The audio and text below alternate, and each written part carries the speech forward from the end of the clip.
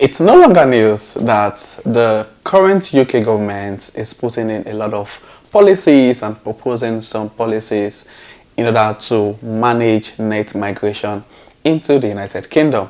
And the recent update is the fact that the government is planning to increase the number of years required to get the indefinite leave to remain in the United Kingdom from 5 years to 8 years. As a matter of fact, I thought that was all. There's still some other proposed, policy put on the table for the Parliament to make decisions on as regards immigrants and foreigners in the United Kingdom. And I'm going to share with you all of those information and have a chat with you guys on what you think as regards this new proposed policy on immigration into the United Kingdom. So if this will interest you, don't go anywhere, keep watching till the end. And if you're coming across my channel for the very first time, please click on the red subscribe button to join the amazing growing family. And returning subscribers, you guys are amazing. Thank you for being here. I really do appreciate you. So without further ado, let's get right into the video. After the UK government decided to put a ban on dependent visa for those coming for a master's program in the United Kingdom, we thought that was the height of what's going to happen. And as regards to information flying everywhere on the UK government trying to increase the number of years required to get indefinite leave to remain from 5 years to 8 years is really, really disturbing. And that's the sincere truth. For those who don't know, getting an indefinite leave to remain in the UK, you need to have been on a skilled worker visa or other visa categories like global talent visa, potential individual visa, and many others. Now, many of those visas, you have to be on them for 5 years before you can apply for your indefinite leave to remain. And as a matter of fact, you can't just be on those visas for 5 years. There are still some other conditions you need to meet, which I mentioned in one of my videos. Conditions like you can spend more than 180 days every 12 months outside the UK. You can open a business if you're on a skilled worker visa, and many other conditions that comes with each of those visa. Now, with the government making a proposition or proposing policies to increase this number from 5 years to 8 years is really alarming.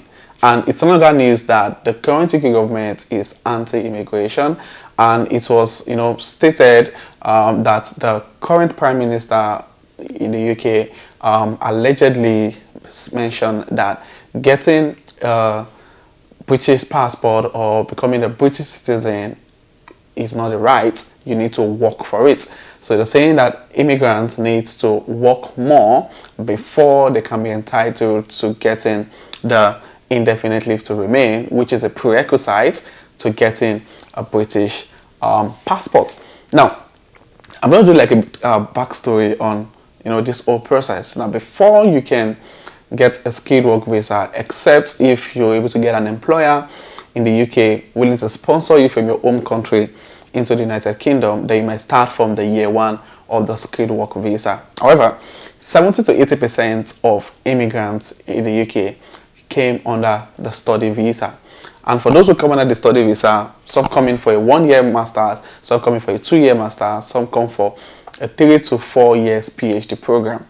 It means that as of now, if you do a 2-year master's program in the UK, let's say you're unable to get a good job after your master's program, then you move to the 2 years post-study work visa, that's 4 years. And within the post-study work visa or towards the end, you're able to get an employer willing to sponsor your visa on the skilled worker visa, or you get a nomination to get the global talent visa. It means that 4 years has gone on the student visa and the postgraduate work visa. It means you're going to be starting your year 1 on the skilled worker visa for another 5 years. So it means it's going to take an average individual 8 to 9 years before you can apply for your indefinite leave to remain. And you have to be on the indefinite leave to remain at least 12 months before you can then apply for the British passport. So it means an average of, as of now, an average of 9 to 10 years before an average international student can get the British passport.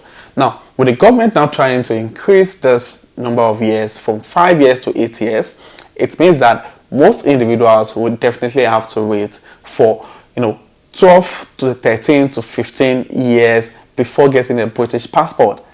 How? Just imagine someone who is probably in his early 40s that just came into the UK for, for a master's program. The person would probably get a British passport, and the person is in his mid or late 50s, which is really, really, disturbing and alarming. But that's the sincere truth. As someone would always say, it's their country, it's their rules. All we need to do is to live with those rules if we want to remain in this country. Please share with me your thoughts, what you think about this, proposed policy by which is Sunak to increase the number of years required for the indefinite leave to remain from 5 years to to 8 years. It's really going to be a lot of things disturbing. Now, aside from this number of years increase, some other things were being mentioned as regards the conditions or the conditions you need to meet before you can apply for your indefinite leave to remain.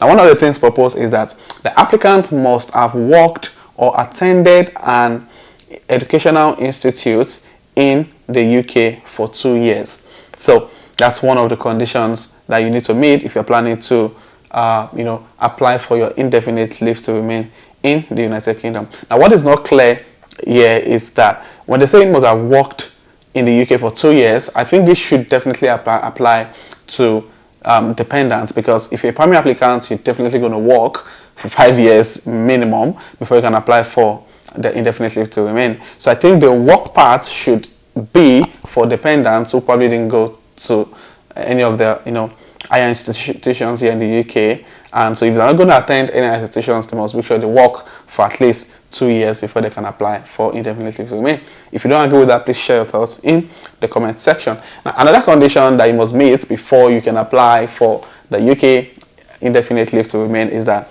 a strict threshold of criminality will be enforced, which would require applicants to not have been convicted of a crime for at least 10 years. Now, this part is really very important. If you're planning to apply for indefinite leave to remain, you must ensure that you have no criminal record. This is one of the things that they would check out to see if you are worthy to be a citizen of the United Kingdom. So ensure that you avoid any criminal acts, domestic criminal acts or whatsoever, anything that would require you to appear in court for criminal activities. You must try as much as possible to avoid them, because it's one of those things that they would look out for before they give you the chance to even apply or get a success in your application for your indefinite leave to remain.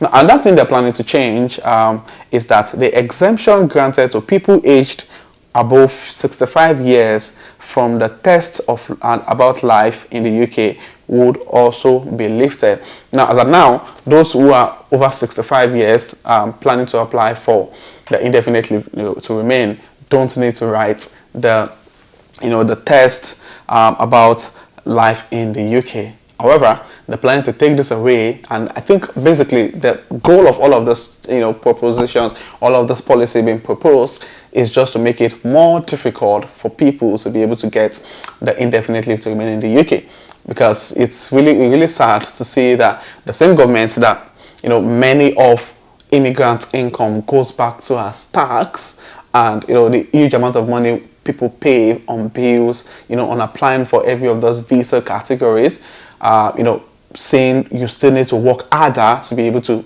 have access to the indefinite leave to remain is really disturbing. And honestly, for me, I would always say if you have an opportunity to move to other countries like Canada, Australia, and the likes, I think this is the best time to start putting those plans in motion, because it seems it's getting more difficult to get many of those things in the United Kingdom. And with the bills that you pay, come on, practically 60 to 80% of one's income go on bills, different kind of bills, and only for you to go through all of this hassle, and you're being told you still need to work harder to be able to get the indefinite leave to remain. But it is what it is. Please share with me your thoughts in the comment section as regards some of those policies that the government is proposing to make it difficult for foreigners to be able to apply for indefinite leave to remain. And I'll also be having a chat with you guys in the comment section. So This will be the end of this video. I hope you find this video resourceful. If you do, please click on the like button. And if you have any question, please state in the comment section. And if you're coming across my channel for the first time, please click on the red subscribe button below to join the amazing growing family. So this will be the end of this video, and I'll see you guys in my next video. Thank you.